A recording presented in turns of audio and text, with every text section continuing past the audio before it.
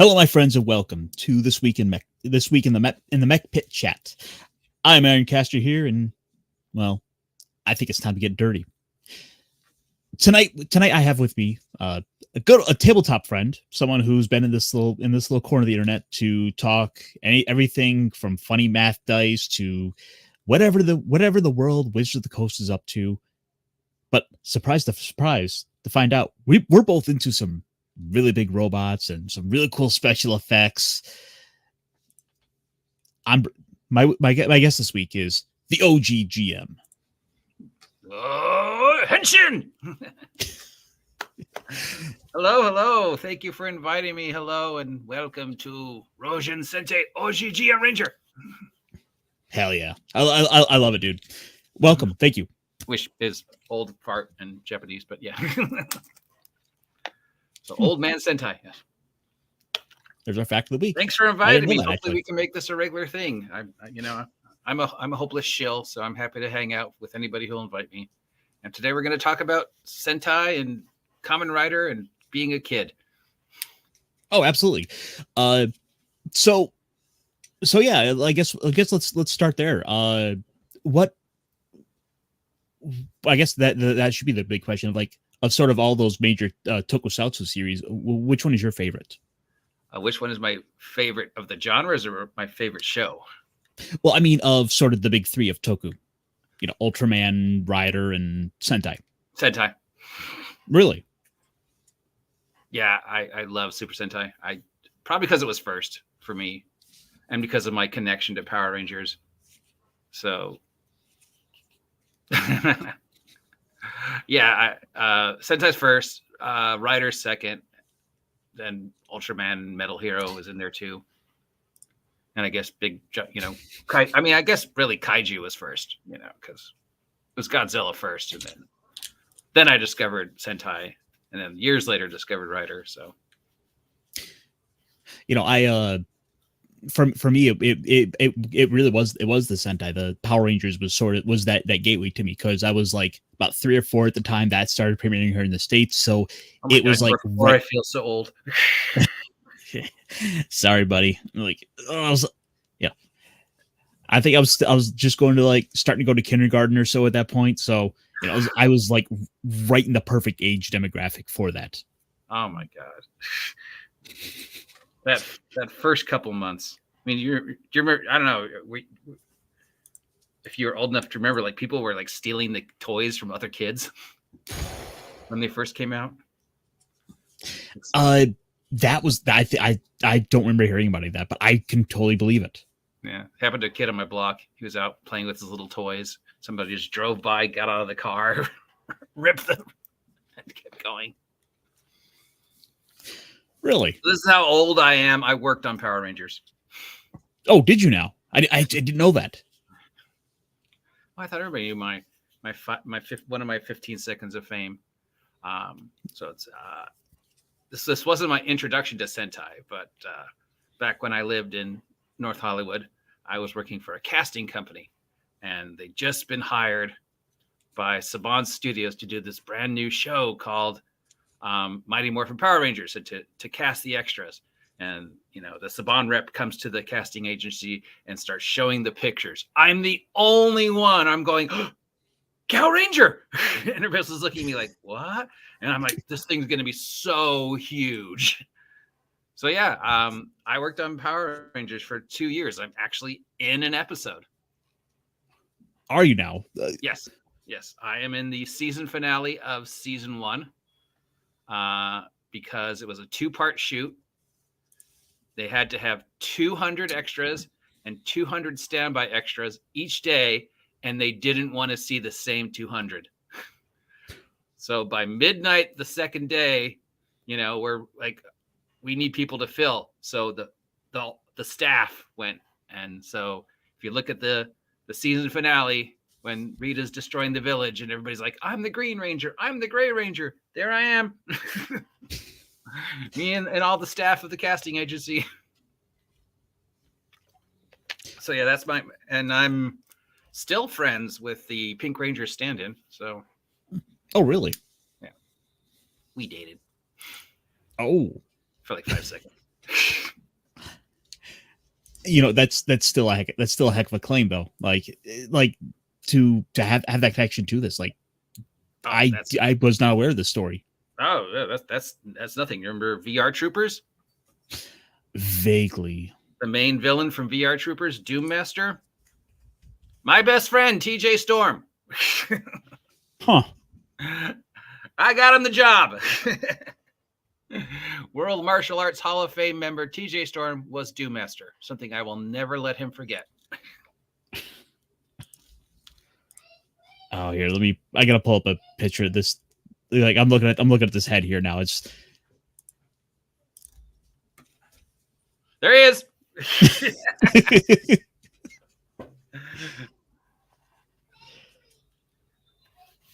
Yeah, now he's all Mr. Big Mocap. Oh, I was Godzilla. I was like, yeah, you were Doom Master. Don't ever let that forget that.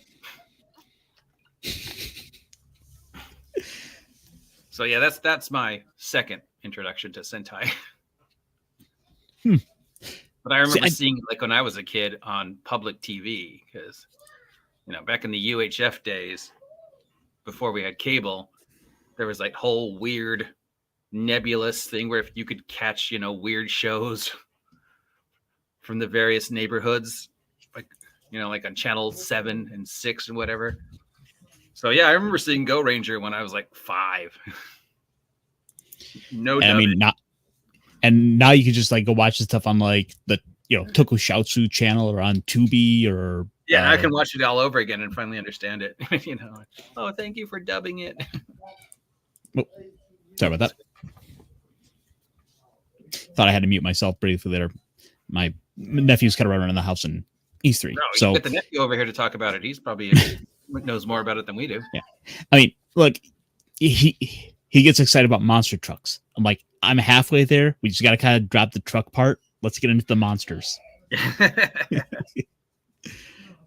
Oh, my plan for Christmas for him is I'm gonna go get a bunch of those like the Monster 500 series of Ultraman monster toys, because I get them on Amazon for like $10. I'm gonna go give him a bunch of those and see if he won't like latch on to monsters.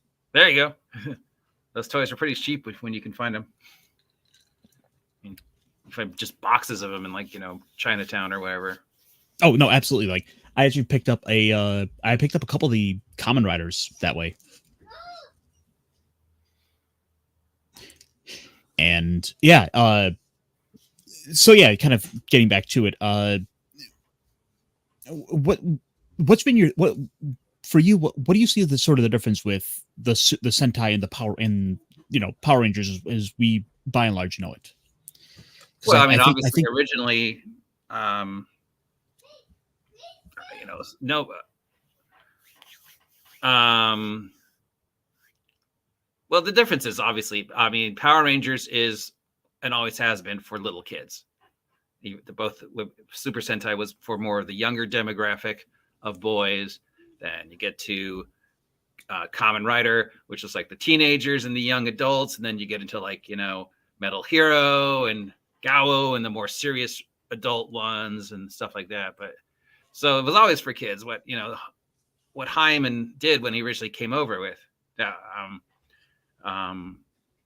was he needed to take what they would Toku would let him use and then fill in everything else with the American stuff, because Toho didn't want to give the entire copyright over. So Haim got the suit actors scenes and the mecha scenes, but everything else he had to fill in. So obviously he had to dumb it down for the American audience and what he could get away with and stuff like that. So yeah, but it hit at just the right time that America was already giant robot ninja crazy. 1993, 94. It was the third big anime invasion. We were seeing all these great cartoons and stuff in the 80s was getting rediscovered in the 90s. And then Saturday morning, here's these brightly colored young people and this really hot chick in a tight pink leotard. And there's giant robots and people are like, this is amazing.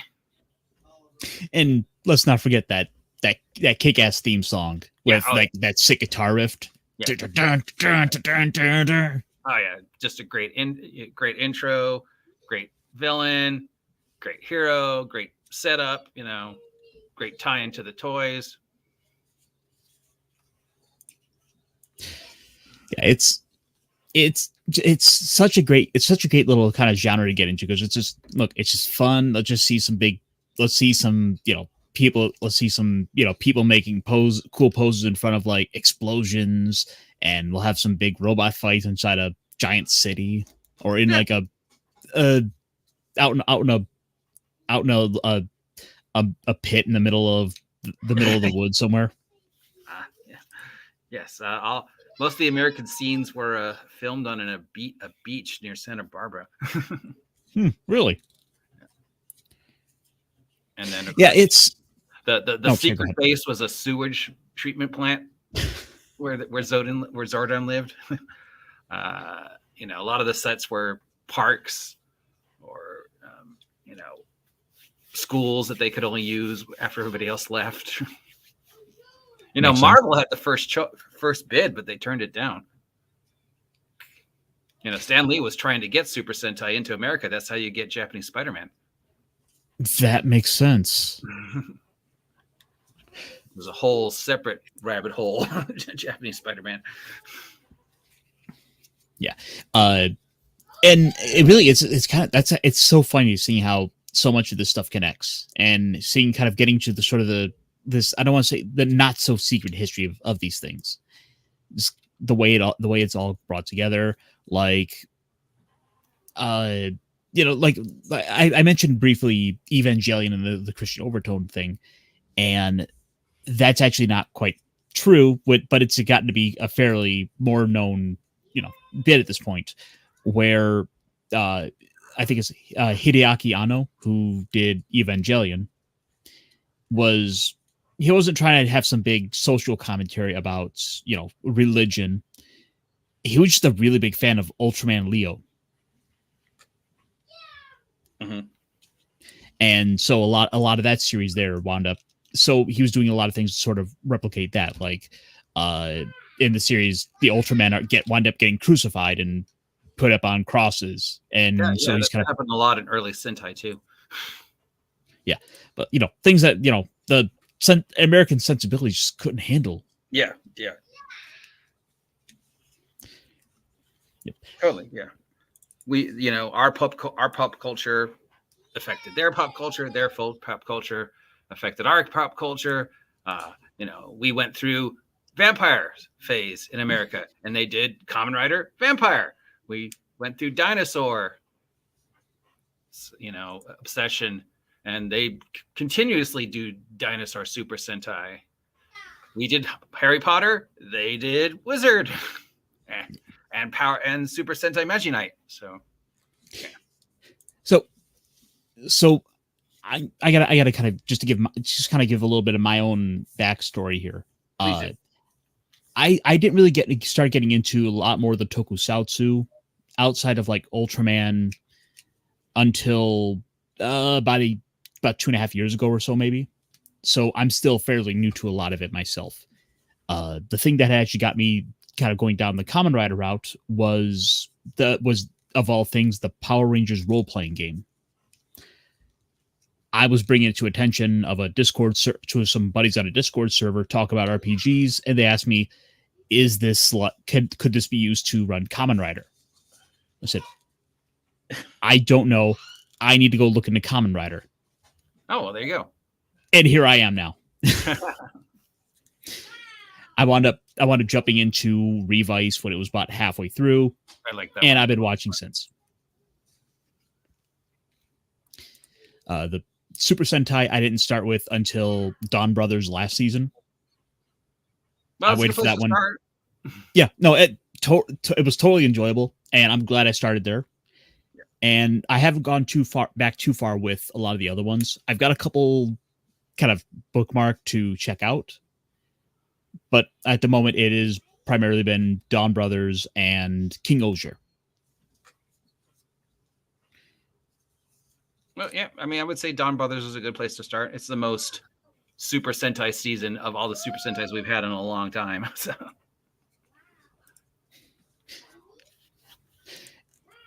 And I'm gotta say I'm liking the way they're kind of working the green screen sets into King Osier. That I think it kind of works where I can kind of forget like, oh, this is actually where I'm actually I'm buying into the story and the world they're building, and then not thinking about the fact that it's actually probably a really small set somewhere that they filmed on.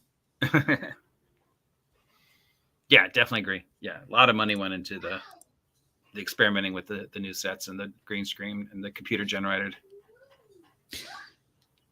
Which I makes me wonder with these last two seasons, like if they aren't trying to do those in a way that the Western audiences can't just go and adapt, because we have heard talk of some of the Bandai people wanting to kind of get away from the Sentai roots to let Power Rangers go off and do its own thing.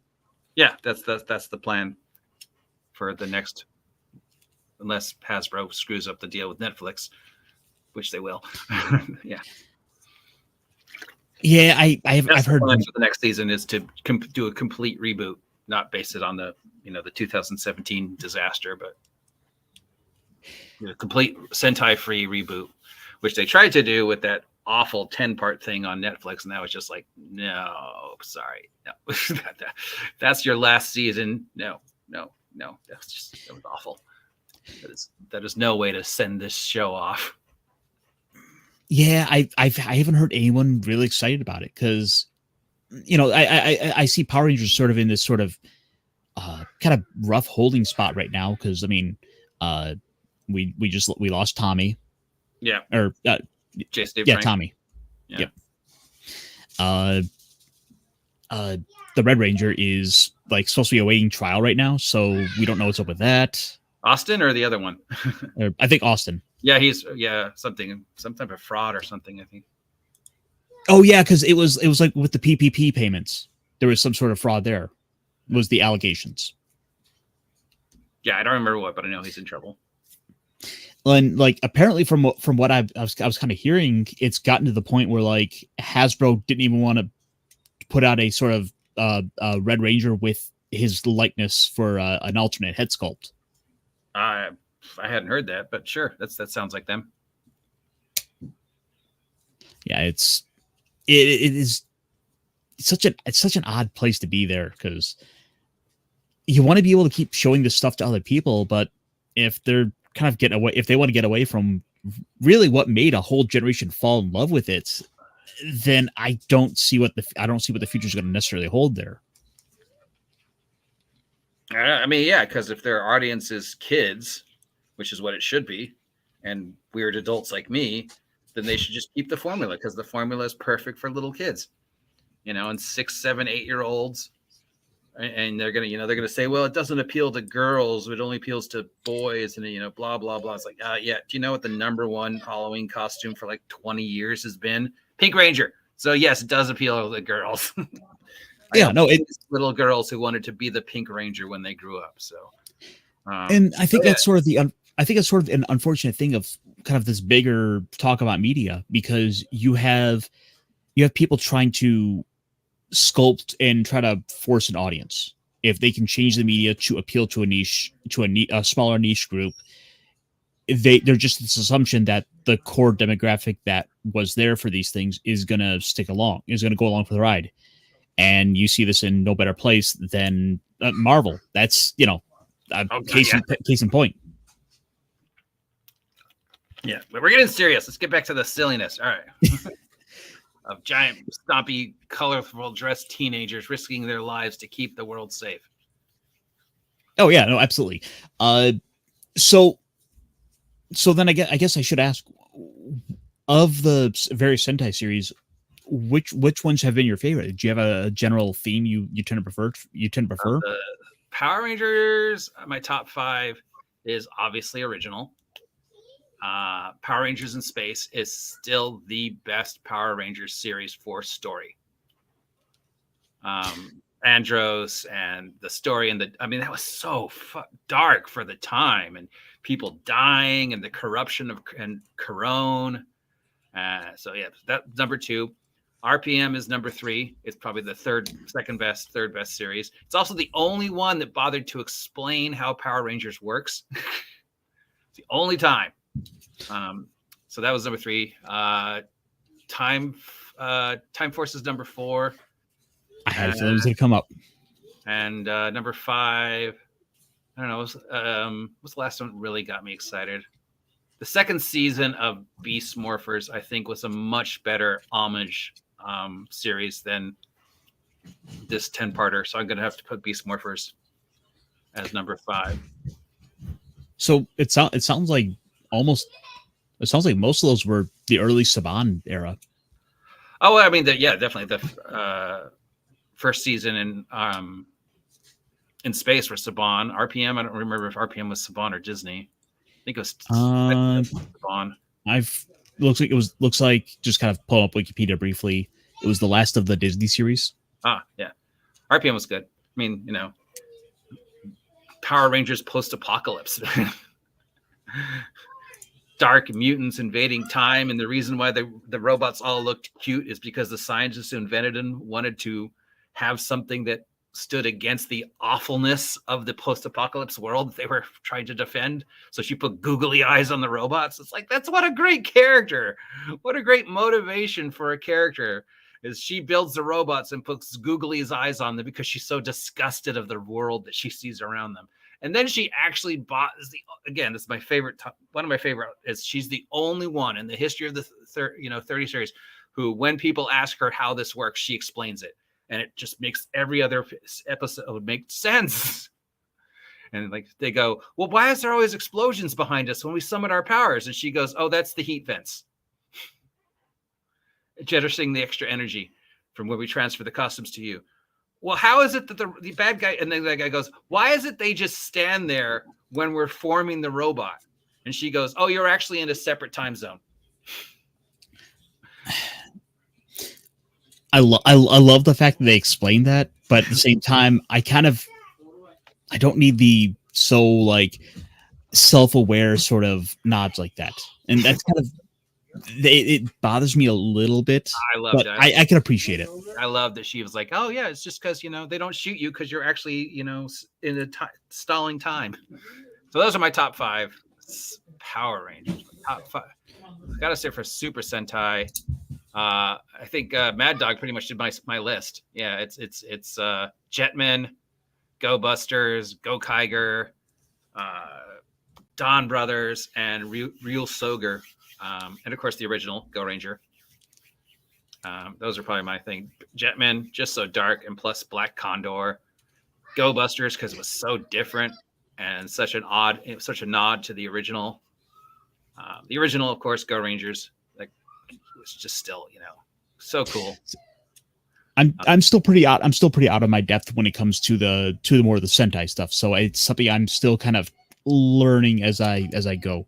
Okay. So it does get a little over my head there, but I have a couple of standouts there. Yeah.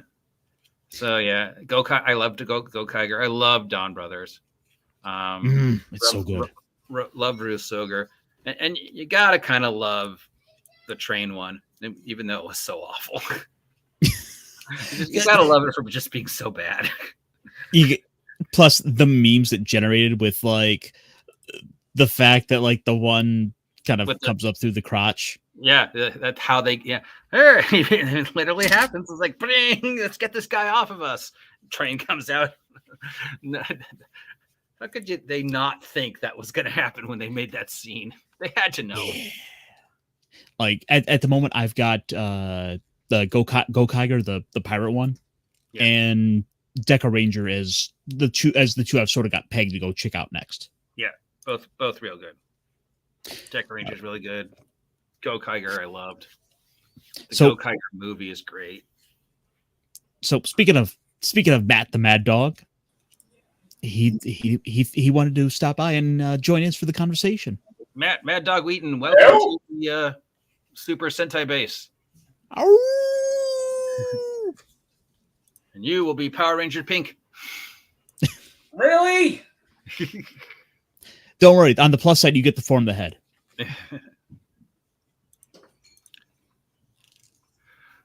Welcome. Thanks for joining us. What would you like to add to this nonsense, sir?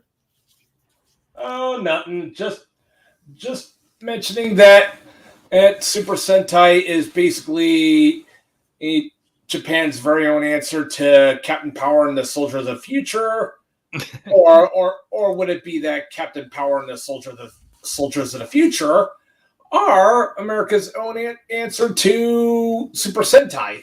Well, Captain Power and Soldiers of the Futures came after, so yeah, I would say. I mean, yeah, Go Rangers was 1970 something, and Captain Power was like late 80s. Yeah, Hemo Sensei Go Rangers was 1977, but then before that, you've got Ultraman and Japanese Spider-Man. I mean, and of course Jet Jaguar. So yeah, you can never go wrong with Jet Jaguar, man. I think Captain Power was definitely trying to capture that. You know, there was a lot of ones. There's a lot of ones. That not to mention the storytelling for Captain Power, really dark and visceral, and cerebral. Yes, for the time, it was pretty dark. It's definitely one of those shows where you're like, how do you get away with that? Yeah, it's basically like what happens if you make Terminator into a television kids show. Definitely, yeah. So with Godzilla in mind, what do you guys think about the upcoming movie -1? Have you guys checked out anything for that yet? I am fucking stoked. Yeah, it's my film of the year. As far my Godzilla should always be the bad guy. Well, I love my favorite Godzilla film. My favorite Godzilla film does have Godzilla as the bad guy, with our heroes actually using the bones from the original Godzilla to make Mechagodzilla. Yes. You say it's gonna be your movie of the year, but we also got Shin Kamen Rider back in April. Yeah, Shin Kamen Rider was Shin Kamen Rider's all really good too. I mean, I also loved Shin Ultraman. Yeah, so good. Yeah, so good. Just like, I mean, we Toku fans are definitely eating good. Well, a lot more than actual movie fans, unfortunately, because of the message. Yes, well, thankfully, Japan still understands that the real message is sell toys. Yeah. Yes, thank you. Just make a movie that will sell toys. I mean, that's why Gundam and Macross still remain good. Yes. Yes. And as we will always remind everyone, screw Harmony Gold. Yes, fuck Harmony Gold, but for God's sakes, use a rubber. You don't know where they've been. Oh yes. Do you know? Okay, I don't know if we're gonna segue to Robotech story. Do you know about the episode that got banned and was never allowed to be shown again? No, I okay, who's the jig of what now? There's an episode of Robotech that got banned when it first got showed, and they were never allowed to show it again. He's only allowed to show it at conventions. It's the episode where the Invid attack the Earth, and you see there's a scene where a policeman grabs a little girl and throws his body over the little girl just as the city explodes. Within 5 seconds, Fox got hundreds and hundreds of phone calls. How dare they show that to little kids? Are you kidding me? I mean, no. So are you sure that wasn't Wokies throwing a bitch fit? No, this is Robotech. So this is what 90s, 80s. Yeah, So they had to pull the episode, and when they reran Robotech, that episode is not in it. And when he so basically Wokies classic throwing a bitch fit. Well, it was the church moms of the 90s. The same people who cannot show a little kid getting killed. Basically, it's the same people who had problems with Married with Children. Yeah, or video games. Or as we lovingly call them, SJW classic. Yeah, just angry. Yeah, so. Yeah, they had to pull that episode. Harmony Gold could never show that episode again. And when he talks, the first time I heard him talk about it, he started crying. because it I was wonder. I wonder if the Blu-ray box sets they just put out have the episode on it. probably. But anyways, sorry, I segued. Yeah, We'll get back to No, it. thank you. I didn't know about this. Getting the Blu-ray box sets for Christmas. It's because I'm It's old. probably going to be one of my big Christmas gifts for the year. I kind of lucked out. Crunchyroll, Crunchyroll had just had a sale, so I picked up the two I missed. I needed to finish out. Oh the series. yeah, they got this baby for $100, which I'm already putting that on the list alongside Space Battleship Yamato 2202.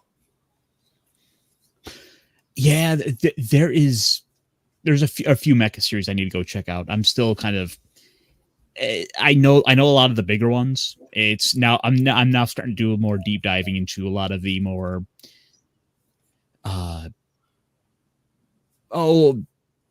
established series. Let me just say this, Ironcaster. Once you go Votons, you won't even go back to Evangelion. Trust me on this one.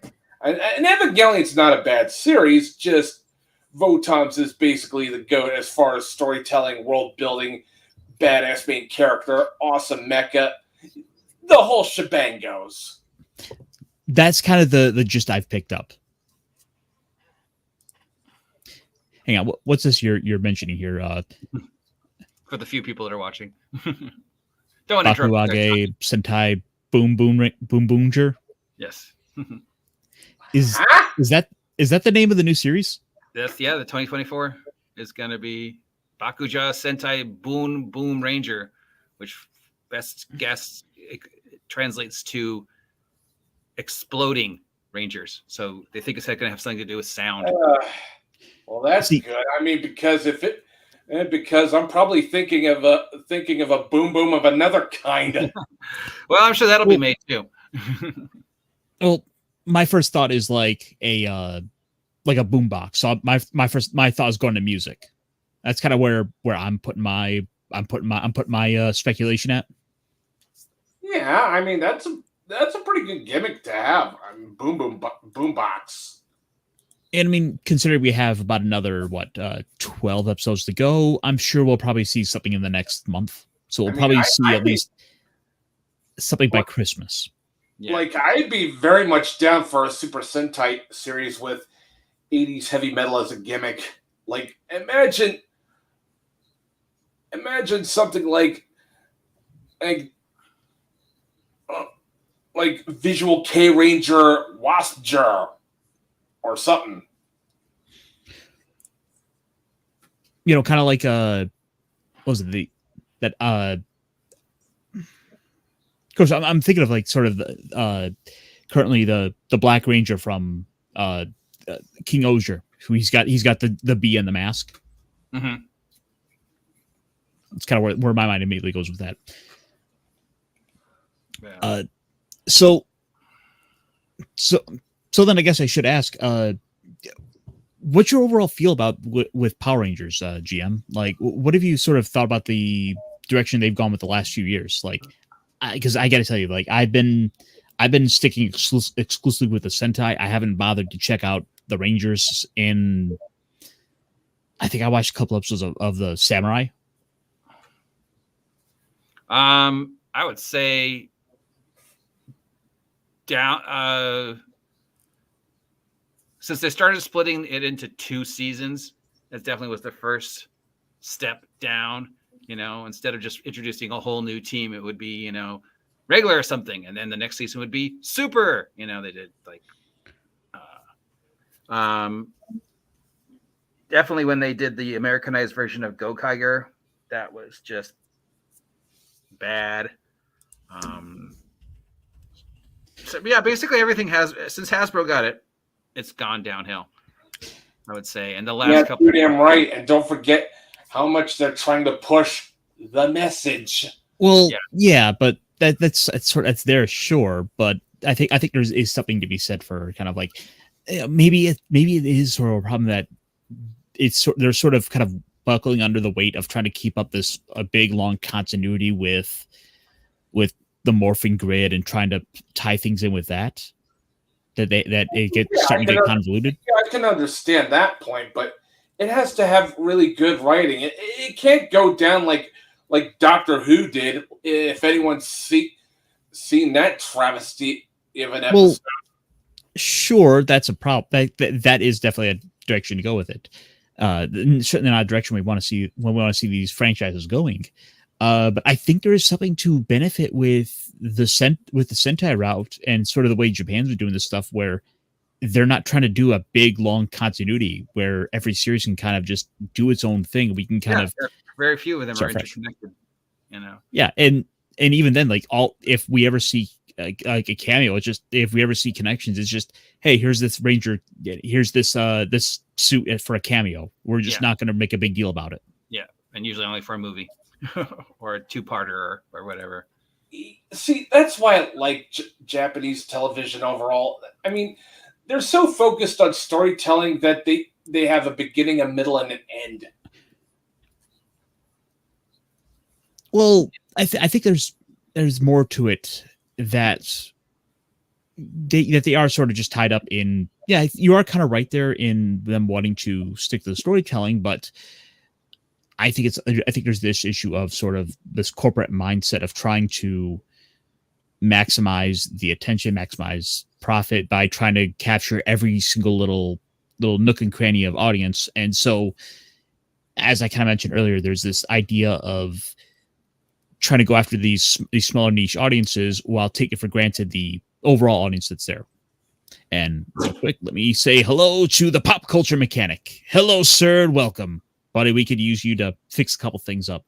Yeah. Whoever has the rights next needs to remember that the target audience is kids who buy toys. That's it.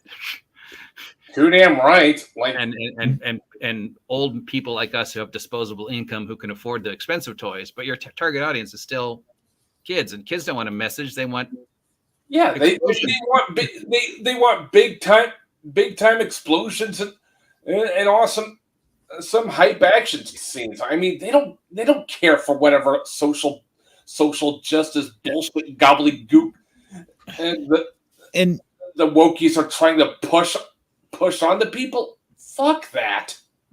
Yeah, but I want to point out, Matt, it is possible to get sort of too caught up in obsessing over that you wind up losing sort of sight of what is out there, what is fun. And it kind of one of the points of what I was wanting to do with this show is trying to kind of stick to the fun of it.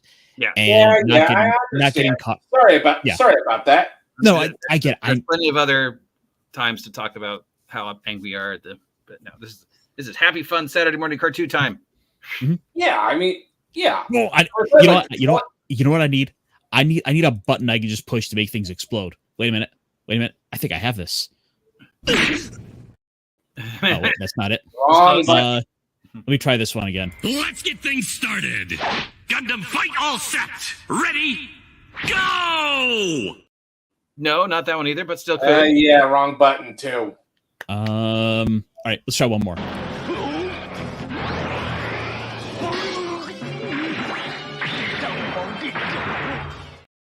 Can't do that now. Dude. Yes. Don't worry, guys. I will figure this out. I will get us a great explosion. Yeah, it's fine, man. I don't even know how to do that. I wish I did. Don't worry about it. I wish I was smart. Yeah, I put up clips and some of them seem to work out pretty well. Yeah. So since Hasbro got it back, it's definitely gone downhill.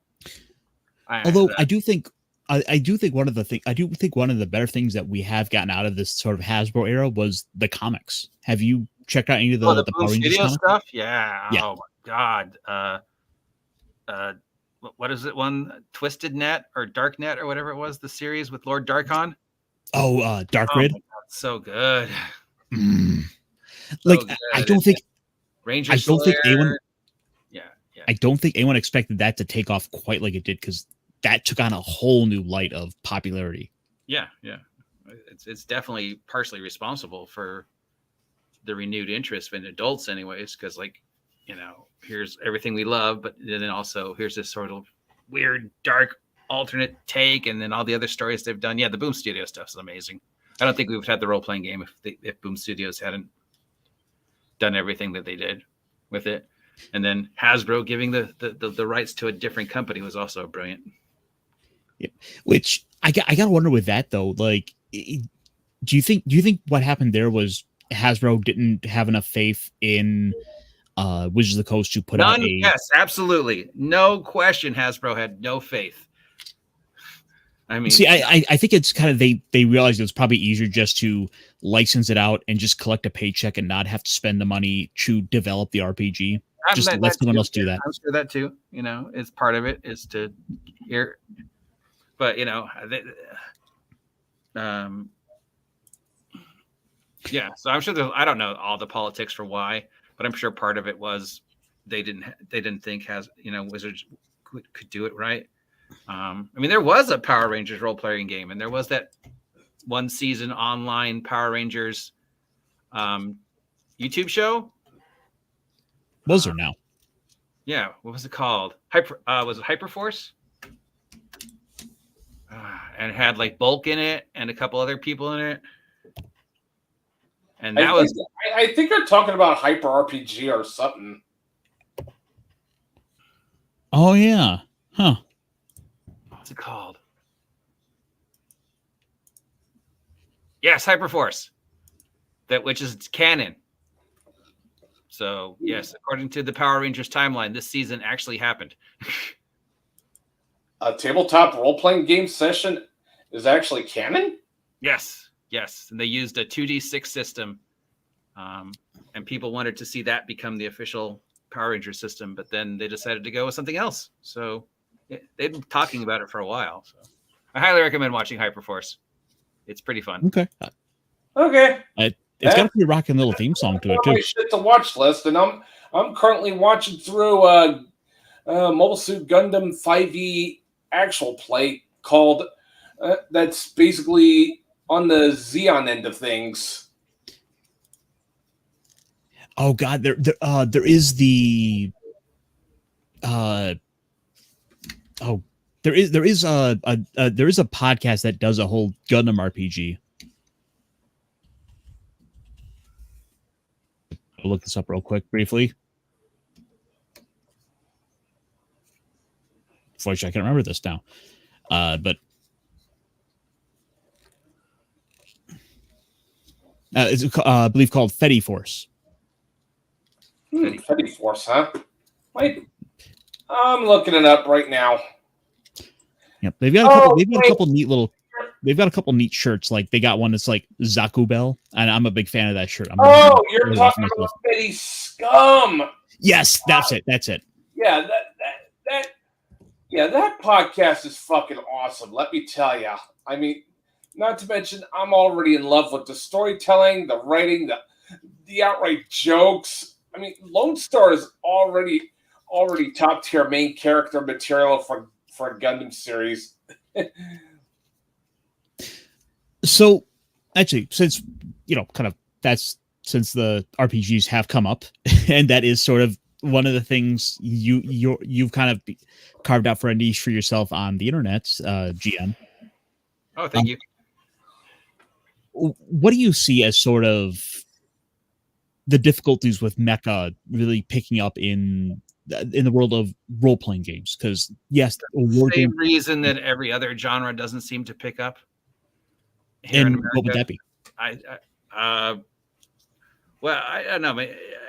Part of it is just people aren't aware. You know, the D&D is everything you think about in regards to our hobby it's all there is D&D, and to try and get people to even accept anything else besides D&D is that it even exists. That's always difficult. Yeah, I just don't understand.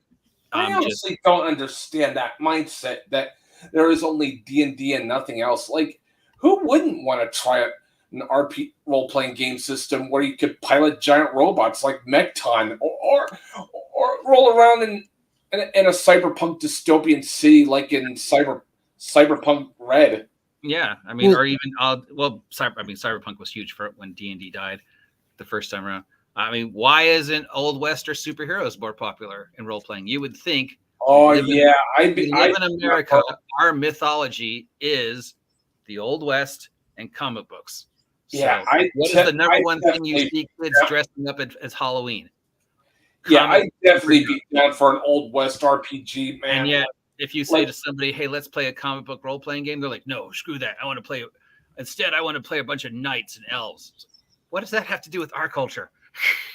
I'm kind of of this opinion though that I think one of the issues with kind of what I've kind of come to a point of with it is I think it's come to a problem of the translation of the piloting the suit. It's just that extra step removed of sort of extra math to be involved. Yeah, the math. It's too hard. I don't want to learn a new system. I don't understand it. Except the systems in Mechton Zeta are really not at all too bad. The tough part's more creating our character and giant robot, and even then, and if you have a good GM that has the know-how and basically and gives you all the one of those mysteries where you think it would catch on, and it never did, and then but then again, whoever thought Vampire would get as big as it was? Oh yeah, Vampire the Masquerade. So it's weird. It's always one of those. It's one of those mysteries of the American role playing community that we will gladly accept wholeheartedly. Knights and elves and dwarves and dragons, but you mention anything else, and people are like, "No, I don't want to be a superhero. That's silly. That's for kids." But being an elf, pretending you're a female elf barmaid, that's for adults. I don't know. Like, I think ultimately mecha is going to wind up just always be sort of a C grade sort of interest, and it's never going to quite. If we're talking the ladder. I mean, if we're talking, having an adult RPG made for adults, I'd say, and get yourself a copy of Cyberpunk and go nuts in Night City. Yeah, or just watch Jim. Free plug for Jim. Tabletop Topless. You guys want to see some adult role playing and support our good friend Grim Jim? Ooh, I like that guy. Love Grim Jim. Actually, I went to the bank. I went to the post office today, and I mailed out a copy of Cyberpunk Red that I just is not getting any use here. So I figured it would be better to sell it off for like $25 or so and pocket the money for bills. Cool. Yeah, definitely. Plus, I've already got like Cities Without Number, which, by the way, guys, great RPG. I recommend it. Oh yeah, well, everything he does is great. Yep. This feels like an entry in the in T-shirts Kevin Crawford drinking game. Oh, and then of course there's this one role playing game from Palladium called Rifts, which is just batshit bonkers out there, especially with the storytelling, world building, and I mean, he even got mechs. I mean, one of the mecha is basically heavily influenced by Double Zeta Gundam. Glitter Boys, man. Yeah. So, I suppose probably we get back to sort of the Sentai or at least the Toku topic. I like that Toku topic. Anyway, we've kind of dabbled a little bit of like the Kamen Rider, a little bit of the Super Sentai, but what about Ultraman? Because that's the other. That's literally the biggest one. Ultraman is my favorite Tokusatsu franchise next to Garo. Like, everything about Ultraman is just downright epic and cerebral. Like, from its storytelling and world building to the sci-fi concepts. I would say, at least in the way I remember it, Ultraman was first. Like, that's the first one. Not to mention, were it not for Ultraman, most of us would not even become mecha fans. Yeah. Yeah, funnily enough. I remember Ultraman first, and that was like, Sunday afternoons. There would be the Godzilla Theater, and occasionally there would be like an old episode of, Ultraman. And so that's the one I remember us getting here, at least in California. Yeah. Of course. I think it was Godzilla versus Godzilla versus Megalon that had Jet Jaguar. Yeah, definitely remember Yeah, that was definitely heavily influenced. Although, if anyone wants to know my absolute favorite Ultraman series, I need only mention Ultraman Nexus with Tegan Yeah. and Zet coming close behind. Also love me Ultra 7X too. I mean, Ultraman in a cyberpunk dystopia. Hell yeah! It's the Ultra Cat. Yeah, Steve wanted to say hi to his fans. What's that awesome mecha in the background you got there? I don't know. I was like looking for mecha backgrounds and Looked a little Pacific Remy. yeah. Actually, the way I got into Ultraman was through loaning a friend Gamera. Well, I had this little like box set of Gamera, and unfortunately his 2-year-old son had gotten a hold of the DVD box set and ripped it, and so to make up for that, he bought the set again for me, and then he bought me this like DVD of the original series of Ultraman with the English dubbing. So that was my bad English dubbing or better English dubbing. I don't know. So we're talking like the 1970s English dubbing, that stuff. When you're a kid, you don't realize how hilarious it is, but when you watch it again, anything, I've never seen anything so big. But that's the thing, though. Like, I'm gonna mute you for a sec, Matt. Oh no, I'm sorry. That's was you. Not me, dude. Oh, sorry. Anyway, the thing that I had, sorry, I lost my train of thought there. One of the things that really surprised me with getting into Ultraman was when I got around to seeing, say, the one of the follow-up series, Ultra 7. It was sort of how kind of more mature some of the writing was getting with some of the stories. Like, I remember I was watching one of the many episodes of it, and it was like this kind of legitimately like, I'm here. I am this grown ass adult on the edge of my seat, kind of watching with anticipation as this woman's like in this house with like the monster. And I'm just kind of waiting, like, is he gonna get her? Is she gonna get out? Does she realize what's going on? Like, the writing was pretty remarkable. Like, Ultra 7 was, I think, a good series for adults to check out, and that one's gone on to be one of my favorites. That and Leo.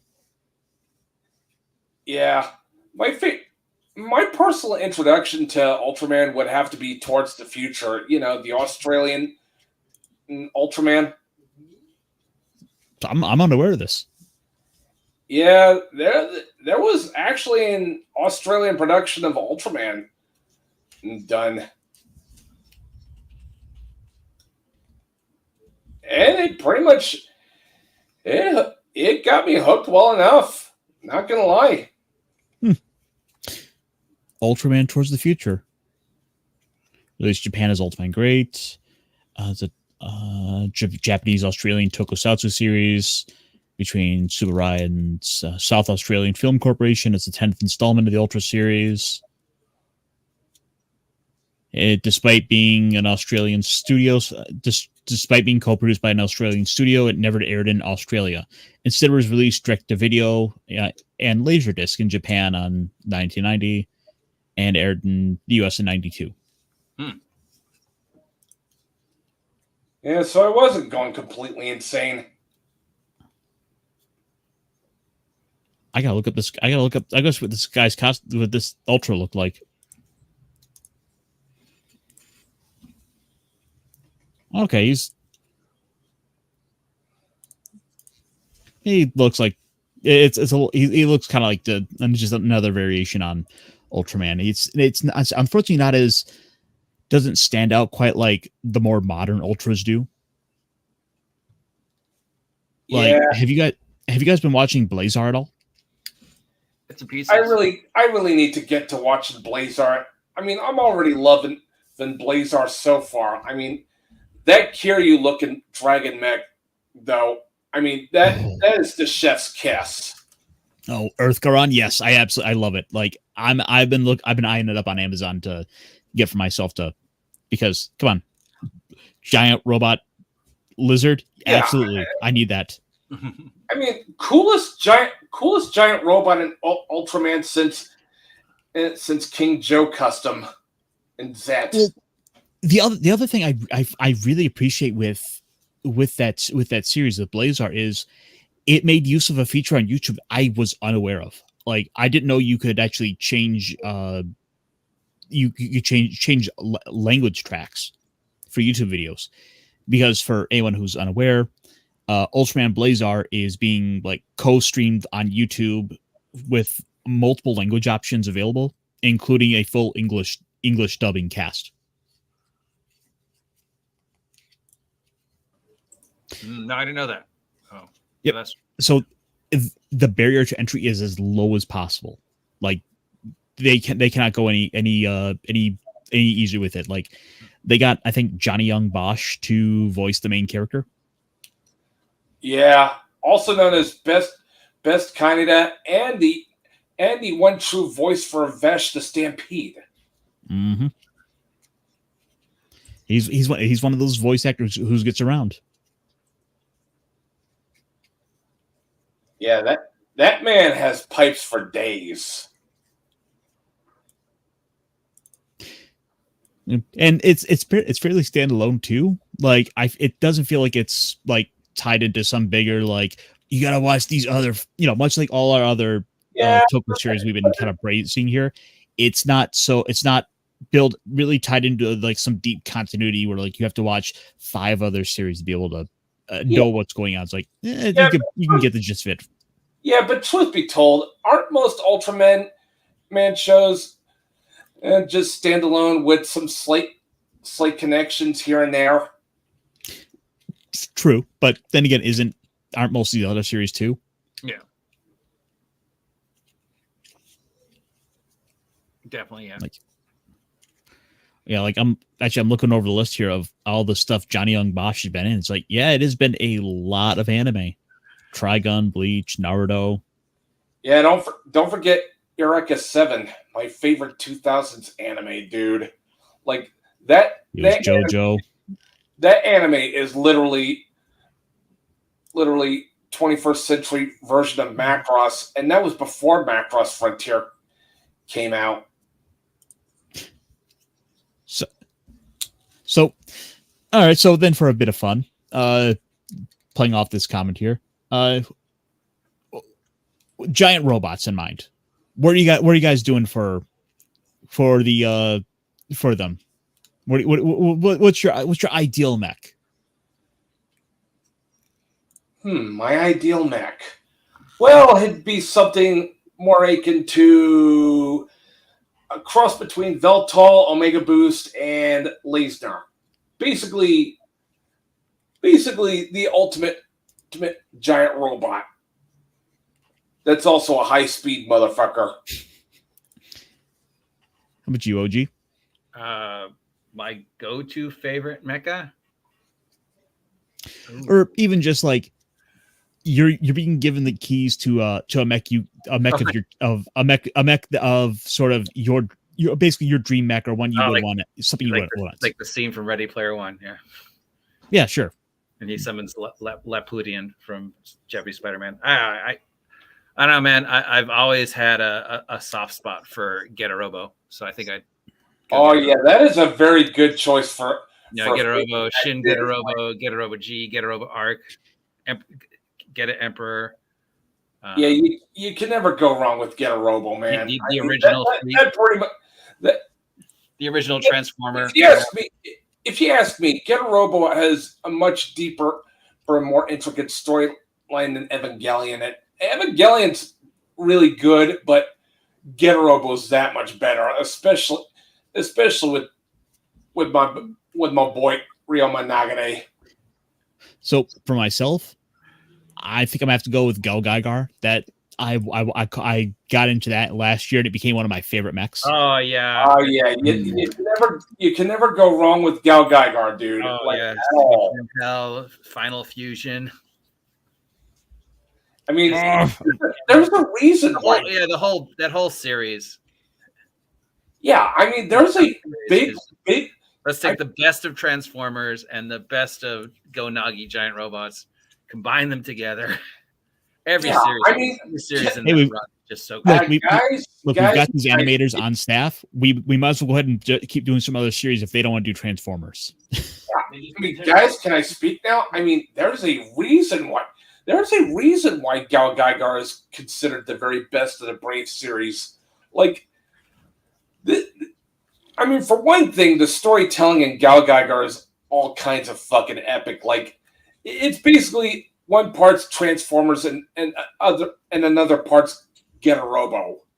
And if you ask me, much better storytelling than Evangelion, if you ask me.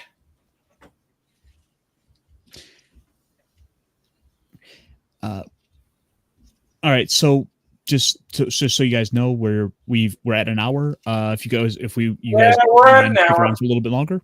Thank you very much. It was a fun hour. Yeah, we don't have to end now. We can go maybe another 10-15 minutes and kind of go, or I put it out there. If you guys like a watch along of one of the shows, but I don't know the legality of that stuff. Before we go, I gotta compliment Pop Culture Mechanics comment. I mean, really good choice of mechs there. Gunbuster's a good one, yeah. I mean, Gunbuster and Macross Valkyries, chef's kiss, man. That's not for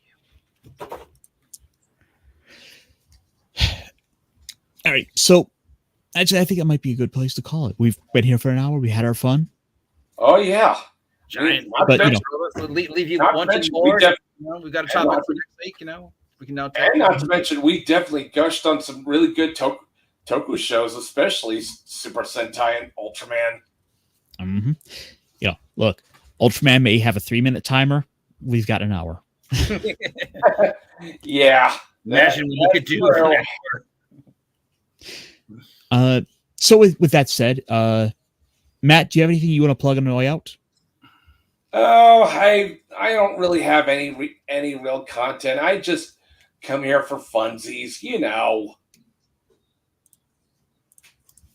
All right. OG, you want to give us your little spiel?